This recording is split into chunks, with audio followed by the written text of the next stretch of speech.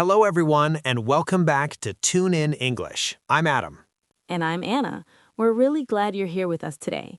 If you're listening right now, you're already doing something great for your English, just showing up and training your ears. Exactly. And today's episode is going to feel very practical because we're talking about small words that make a big difference in how natural you sound. Actually, basically, probably, and definitely.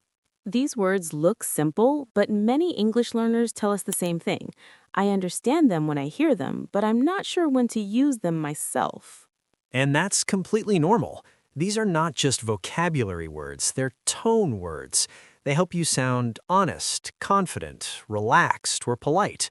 Without them, English can sometimes feel a little flat.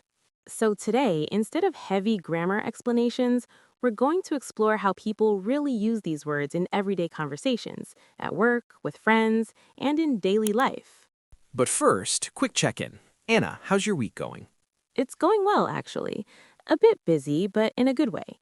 I've been working on some new lesson ideas, recording audio, and honestly, drinking too much coffee. That sounds productive.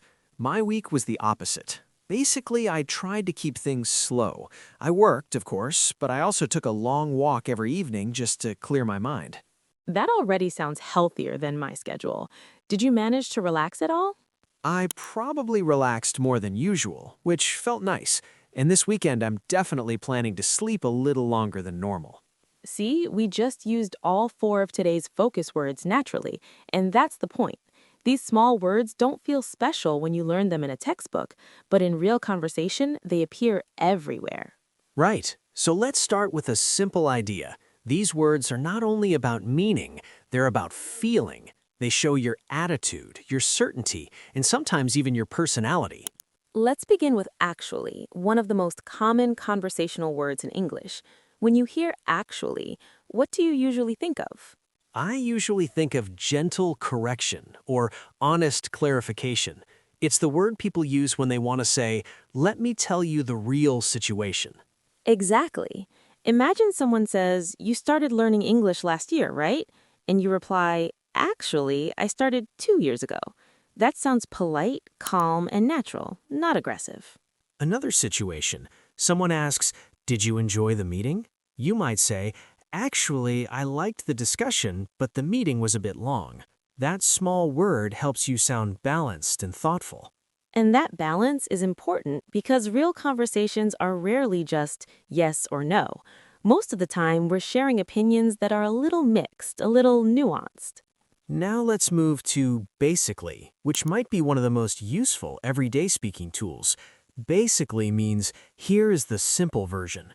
Right. People often use it when the full explanation is complicated, but they want to give the main idea quickly. For example, if someone asks, what does your job involve? You might say, basically, I help customers solve technical problems. Notice something important. When you say basically, you're preparing the listener. You're telling them, don't worry, I'll keep this simple. That's why native speakers love this word. It reduces pressure for both the speaker and the listener. Communication suddenly feels easier. But there's also a small mistake learners sometimes make. They say basically and then give a very long explanation with too many details. When that happens, the word loses its purpose. Exactly. Think of it like a promise. If you say basically, your explanation should feel clear, short, and easy to follow.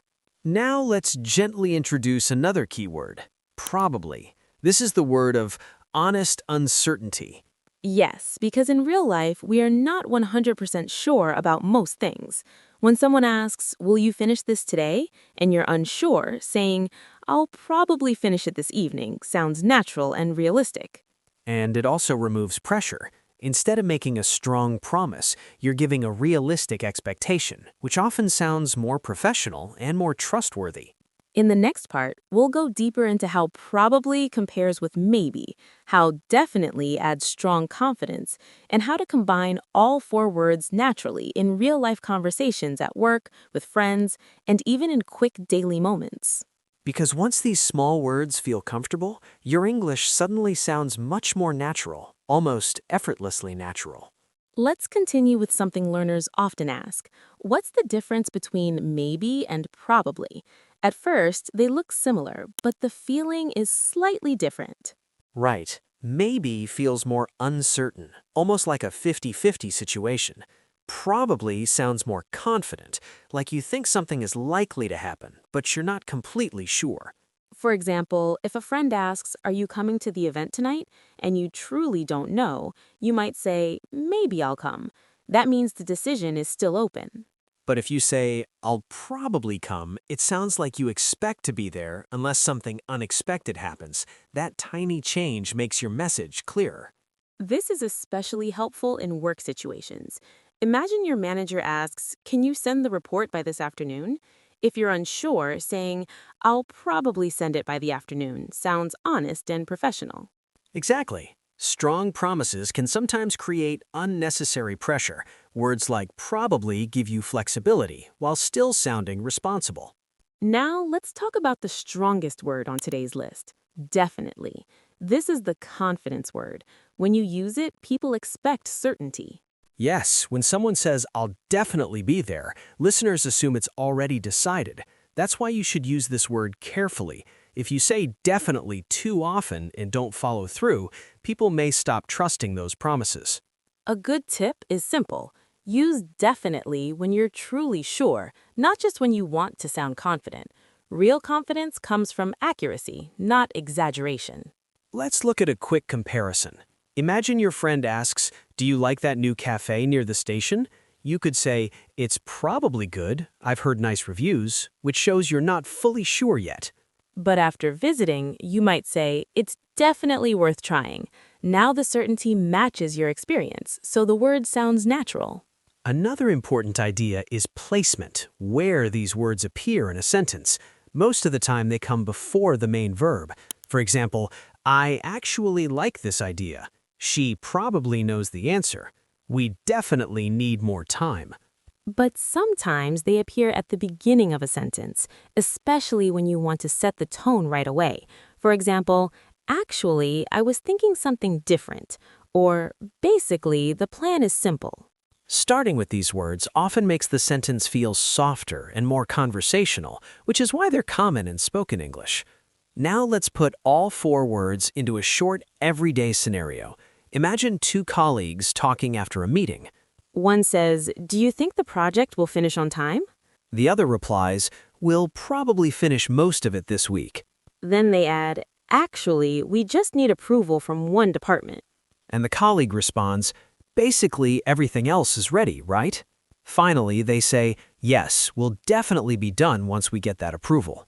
Notice how natural that sounds. No complicated vocabulary, just simple words that shape the tone of the conversation.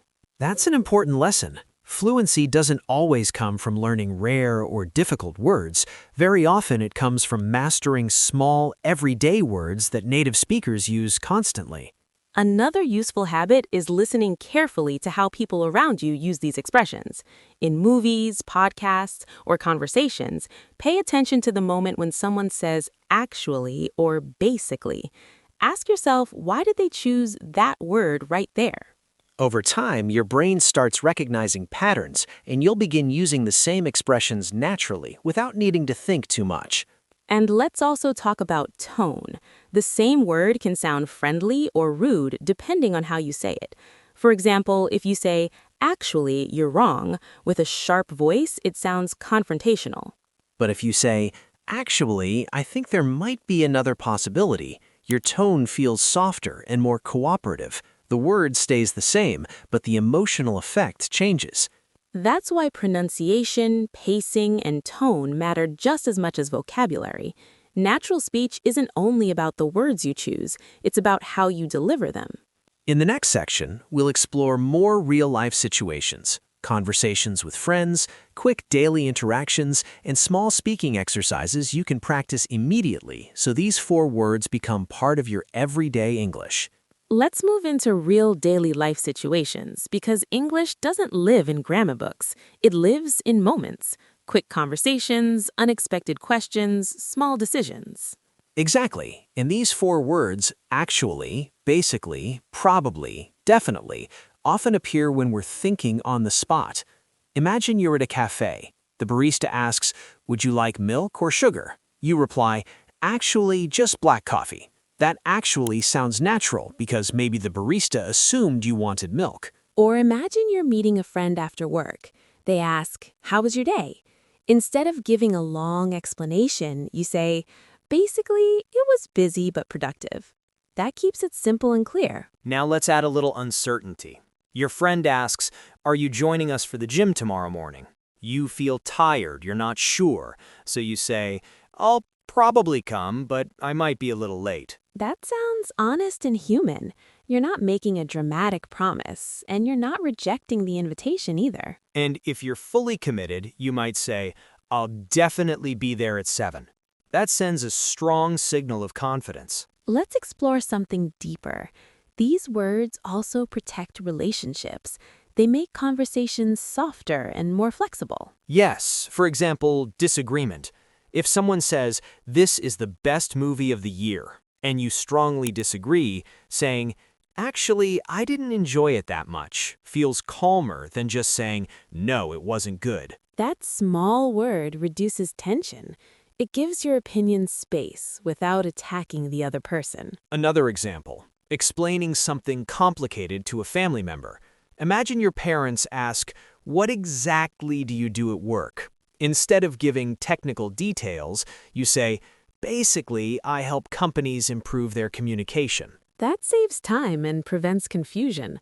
Basically, acts like a filter. It removes unnecessary detail. Now let's talk about emotional honesty. Sometimes learners feel they must sound very confident all the time, but native speakers don't do that. Not at all. In fact, saying probably can make you sound more mature.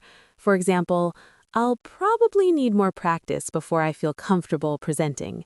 That sounds realistic and self-aware. Compare that to, "I'll definitely be perfect next time." That can sound unrealistic or forced. Exactly. Strong words are powerful, but they should match your true feeling. Let's try a longer role play. I'll start. "Hey Anna, are you thinking about changing your job?" Actually, I've been thinking about it lately. Why is that? Basically, I feel like I've learned everything I can there. Do you think you'll apply somewhere else soon? I'll probably start looking next month. That sounds like a good plan. Are you nervous? Definitely a little, but also excited. That conversation feels natural, right? No complicated grammar, just realistic emotions expressed through simple words. And that's what we want you to practice. Not perfection, but natural expression. Here's a small daily challenge. Choose one word each day and use it 3 times in real conversation. On Monday, focus on actually. On Tuesday, try basically. On Wednesday, use probably. On Thursday, practice definitely. You can even practice alone. While planning your day, say, "I'll probably go for a walk later." While making a decision, say, "I'll definitely finish this task first." Speaking out loud helps your brain connect thought and language. Silent understanding is good, but spoken repetition builds confidence. Another tip, don't worry about your accent. These words are about communication, not sounding like someone else. If your message is clear and your tone is kind, people will understand you. Fluency grows slowly. It's like building a habit. The more you use small, natural expressions, the less you have to think about them. And one day, you'll notice something interesting. You'll say actually or probably without planning it. That's when you know the word has become part of you. That's the goal here at Tune In English. Not textbook English, real English, comfortable English. So today, don't try to memorize long rules. Just take one word and use it honestly in your next conversation. And if this episode helped you feel a little more confident, subscribe to Tune In English and share it with someone who wants to speak more naturally. We're building confidence together. One small word at a time. See you in the next episode. Keep practicing. You're definitely making progress.